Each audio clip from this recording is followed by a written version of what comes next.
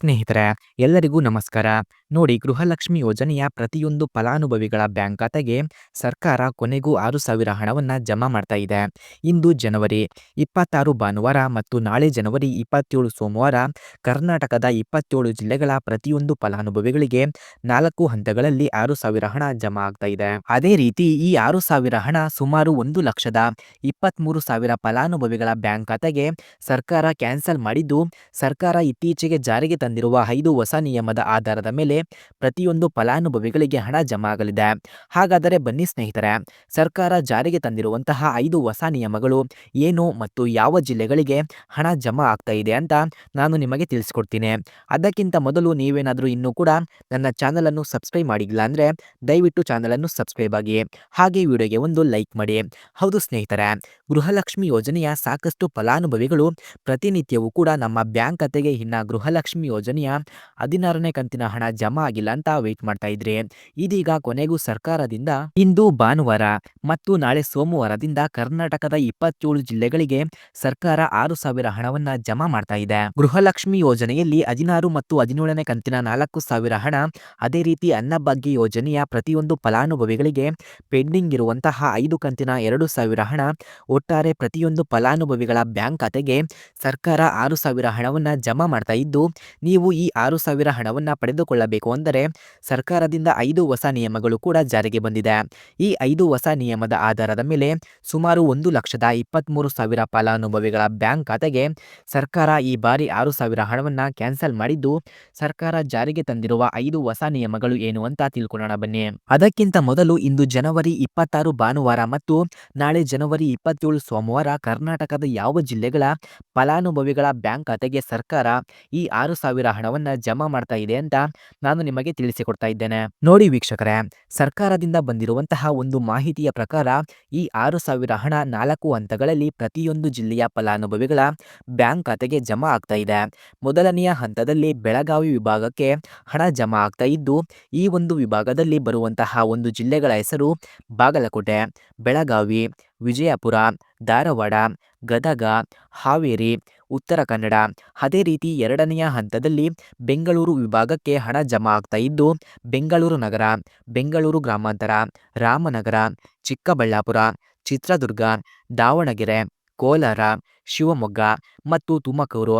ಅದೇ ರೀತಿ ಮೂರನೆಯ ಹಂತದಲ್ಲಿ ಕಲಬುರಗಿ ವಿಭಾಗಕ್ಕೆ ಹಣ ಜಮಾ ಆಗ್ತಾ ಇದ್ದು, ಈ ಒಂದು ವಿಭಾಗದಲ್ಲಿ ಬರುವಂತಹ ಒಂದು ಜಿಲ್ಲೆಗಳ ಹೆಸರು ಬಳ್ಳಾರಿ, ಬೀದರ್, ಕಲಬುರಗಿ, ಕೊಪ್ಪಳ, ರಾಯಚೂರು, ಯಾದಗಿರಿ ಮತ್ತು ವಿಜಯನಗರ. ಹಾಗೂ 4ನೆಯ ಮತ್ತು ಕೊನೆಯ ಹಂತದಲ್ಲಿ ಮೈಸೂರು ವಿಭಾಗಕ್ಕೆ ಹಣ ಜಮಾ ಆಗ್ತಾ ಇದ್ದು, ಈ ಒಂದು ವಿಭಾಗದಲ್ಲಿ ಬರುವಂತಹ ಒಂದು ಜಿಲ್ಲೆಗಳ ಹೆಸರು ಚಾಮರಾಜನಗರ, ಚಿಕ್ಕಮಗಳೂರು, ದಕ್ಷಿಣ ಕನ್ನಡ, ಹಾಸನ, ಕೊಡಗು, ಮಂಡ್ಯ, ಮೈಸೂರು ಮತ್ತು ಉಡುಪಿ.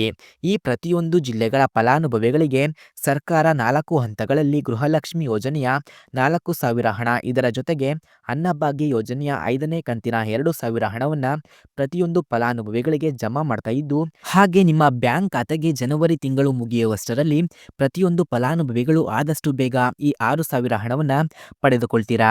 ಅದೇ ರೀತಿ ನೋಡಿ ಸ್ನೇಹಿತರೆ, ಈ ಬಾರಿ 1,23,000 ಫಲಾನುಭವಿಗಳ ಬ್ಯಾಂಕ್ ಖಾತೆಗೆ ಸರ್ಕಾರ ಗೃಹಲಕ್ಷ್ಮಿ ಯೋಜನೆಯ 4,000 ಹಣವನ್ನ ಜಮಾ ಮಾಡ್ತಾ ಇಲ್ಲ. ಸರ್ಕಾರ ಜಾರಿಗೆ ತಂದಿರುವಂತಹ 5 ಹೊಸ ನಿಯಮಗಳ ಆಧಾರದ ಮೇಲೆ ಈ ಫಲಾನುಭವಿಗಳ ಬ್ಯಾಂಕ್ ಖಾತೆಗೆ ನಾವು ಹಣವನ್ನ ಜಮಾ ಮಾಡಲಿಕ್ಕೆ ಆಗಿಲ್ಲ ಅಂತ ಸರ್ಕಾರ ಮುಖ್ಯವಾದ ಮಾಹಿತಿಯನ್ನ ನೀಡಿದ್ದು, ಈ ಒಂದು ನಿಯಮಗಳು ಏನು ಎಂದು ನಾನು ನಿಮಗೆ ತಿಳಿಸಿಕೊಡ್ತಾ ಇದ್ದೇನೆ. ಮೊದಲನೆಯ ಒಂದು ನಿಯಮ ಬಂದು, ನೋಡಿ ವೀಕ್ಷಕರೇ, ಸಾಕಷ್ಟು ಫಲಾನುಭವಿಗಳು ನಿಮ್ಮ ಬಳಿ ಇರುವಂತಹ ಒಂದು ರೇಷನ್ ಕಾರ್ಡ್ ಏನಿದೆ, ಆ ಒಂದು ರೇಷನ್ ಕಾರ್ಡಿಗೆ ನಿಮ್ಮ ಮನೆಯ ಪ್ರತಿಯೊಂದು ಸದಸ್ಯರ ಆಧಾರ್ ಕಾರ್ಡ್ನ ಕಡ್ಡಾಯವಾಗಿ ಲಿಂಕ್ ಮಾಡಿಸಬೇಕು ಅಂತ ಸರ್ಕಾರ ಮಾಹಿತಿಯನ್ನ ಕೊಟ್ಟಿದೆ. ಸಾಕಷ್ಟು ಫಲಾನುಭವಿಗಳ ಒಂದು ರೇಷನ್ ಕಾರ್ಡಿಗೆ ಅವರ ಮನೆಯ ಸದಸ್ಯರ ಆಧಾರ್ ಕಾರ್ಡ್ ಲಿಂಕ್ ಆಗಿಲ್ಲ.